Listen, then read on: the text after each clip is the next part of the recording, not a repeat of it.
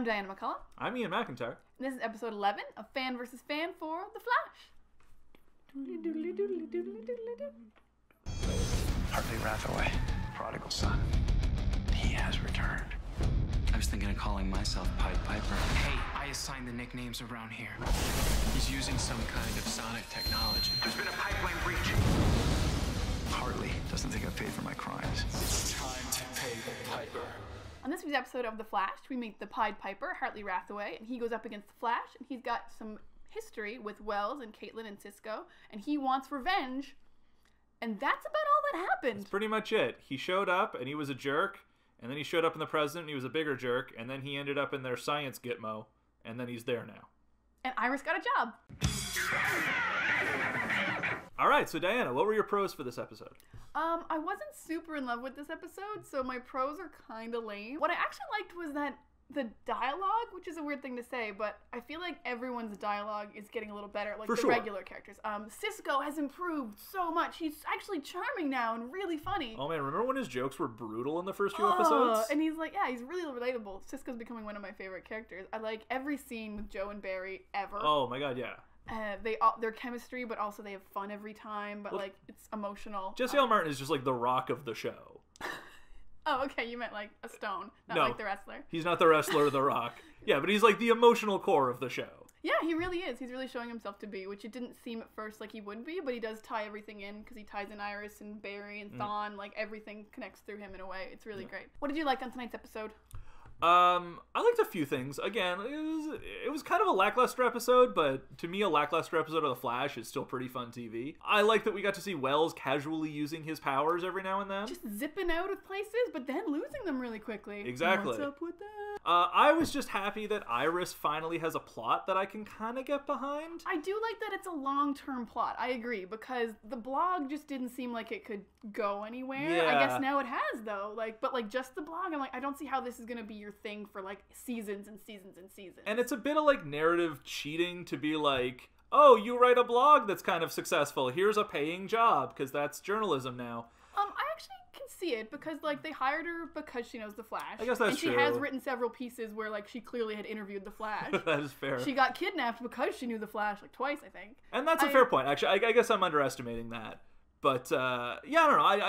I liked it, and I liked it too. That even though they're kind of leapfrogging a few steps, I like that we've finally seen a concrete step towards her becoming a journalist. Her being at an actual paper is so much better. Like when she shows up at crime scenes, it's like it's a real reason. Like you're paid to be there. It's just great. She can actually have connections to help them solve stuff eventually. Yeah. No, I like her in actual paper. Love it. And also they had jerky BuzzFeed journalist guy there to kind of lampshade everything that was weird about the plot of him calling out like, you have no experience. You're not a real journalist. You shouldn't be employed here. Although they really overqualified that guy. 2-time Pulitzer Award winner at Pitcher News in Keystone City. Yeah, that happens. Yeah, for sure. Those Pitcher News Pulitzer Prizes. And now he does articles full of cat gifs. Yeah. Got gifs, huh? I don't know. GIFs, GIFs? Guys, weigh in on the comments. All right, Diana, what were one of your many cons for this episode? I'm going to go with kind of a weird one that's been bugging me for a bit, and I find this prison thing they have super unethical. Yes, okay. It's pretty problematic. I think the only person in there right now is Mist. And that Mist guy, sure, you can't hold him anywhere else. But Hartley is like a regular dude who, like, once you took his gauntlets off, he didn't have any powers, and he's still not getting a trial. He's still being put in a tiny little cell with no bed and no toilet. He's just a regular dude. He should have really been handed over to the police. Yeah, like, as you said, there's no bed, no toilet. I'm pretty sure the lights are on all the time. This is really unethical. Especially considering how much they're like, Arrow, you torture people, and that's bad. It's like, no, guys, you have a super gitmo in your basement. And Arrow's only got 2 guys in his secret prison, and they're trying to fill theirs up so hard. Like, I forgot about Arrow's secret prison. Everyone's got a secret prison. This is true. So I'm worried about the morality of this show in general, that everyone who works there is just cool with this. So yeah, not a great episode. What didn't you like? One of the big things for me, and you tweeted about this, a personal pet peeve of mine is he wanted to get caught. Oh, yeah. Like, literally, that line of dialogue shows up in almost every movie that device is used in, and it's such a played-out device. Especially in recent years. I mean, the Joker, Loki, whoever the guy in Skyfall was. Anton Skyfall. Okay. Yep. Star Trek Into Darkness, that was that. Oh, yeah. Like, it's, especially in genre stuff, it's so overused. Especially when your villain's captured in the second act. It's like, yeah, guys, we get where this is going. You can skip forward a few steps. The other thing that I found weak was just kind of Pied Piper in general. I totally agree, because he wasn't even, that's not even Pied Piper. Not even close. If you, like, the comic book Pied Piper is a guy with a flute, which, lame, but he mind controls people. Yeah. He does not shoot sonic things. He's not Claw. He's not what Cisco's gonna be eventually. Pied Piper in the comics has never had a great outfit, but in this, he kind of looked like what I picture every Gamergate guy to look like. Just a weird little trolley guy in a black cloak. In a hood, yeah. And hood and glasses and... And power controllers. Oh, no, yes, he was wearing 2 Nintendo Power Gloves the whole time, which I kind of liked. I just found his whole character like, we get it. He's annoying and nobody likes him. We get it. He loves chess metaphors and won't shut up about them. And is speaking in a different language for some unknown reason. Constantly. What was up with the unknown language? This guy is like the most obnoxious grad student you've ever met at a party who won't shut up about things he's studied. So Piper, you weren't our favorite. Sorry. But maybe you'll redeem yourself. You got another episode coming up. Easter eggs. So this week we had a couple fun ones. One that really stood out was at the very end when Wells was trying on his tachyon emitter. He mentioned that he has to tap into the Speed Force. This is the first mention of the Speed Force that we've had.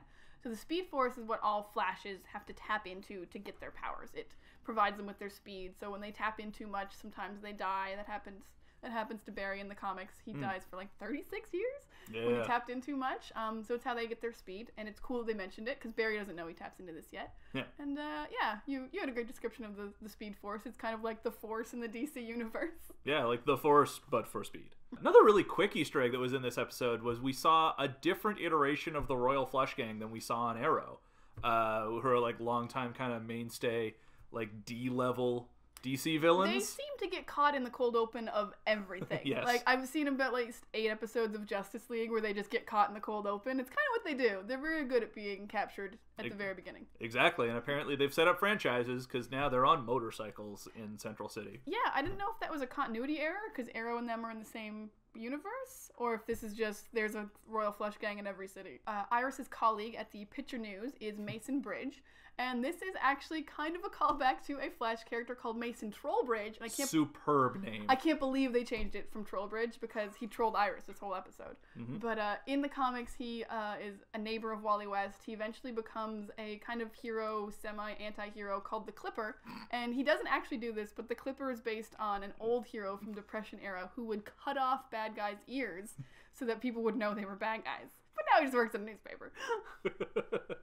You're laughing way too hard. No, there's not hard enough to laugh at that. That is outstanding, and I really hope they develop that character as some kind of long game into a guy who cuts people's ears off. Down the road. Yep. This has been episode 11 of Fan vs. Fan for the Flash. I'm Diana McCallum. I'm Ian MacIntyre. Thanks for watching, and if you want to follow along for more, you can follow us on Twitter, right about here.